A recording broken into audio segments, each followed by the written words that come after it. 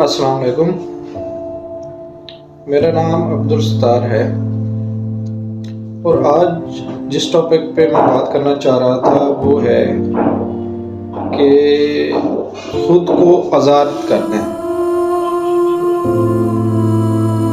खुद को आज़ाद करने से मुराद ये है कि जब हम रात को जाके सोते हैं उसके बाद एक होता है ना कि सॉफ्टवेयर अपडेट होना, तो हमको भी एक हमारा जो सिस्टम है वो भी सॉफ्टवेयर उसका अपडेशन मांगता है।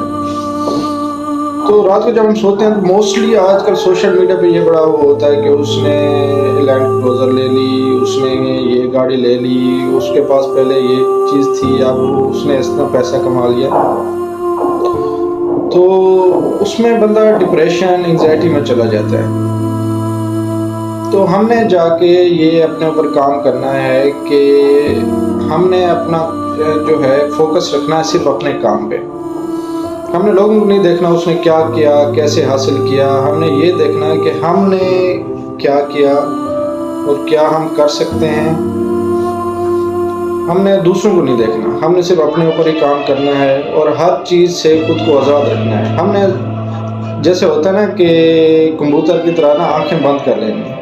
जैसे कबूतर के पास बिल्ली आती है तो जब कबूतर उसको देखता है तो आंखें बंद कर देता है। वो समझता है कि जैसे बिल्ली चली गई है, लेकिन उसको नहीं पता कि उसके जान पे बनी होती है।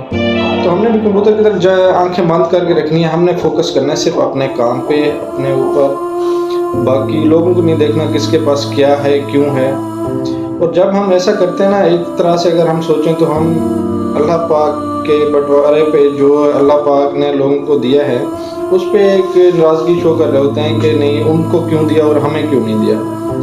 तो मिलना तो आपको जो है वो आपका नसीब ही है। उसे कहते हैं कि या तो आप हिलाल करके खाएं या हराम करके खाएं, मिलेगा आपको सिर्फ अपना नसीब ही।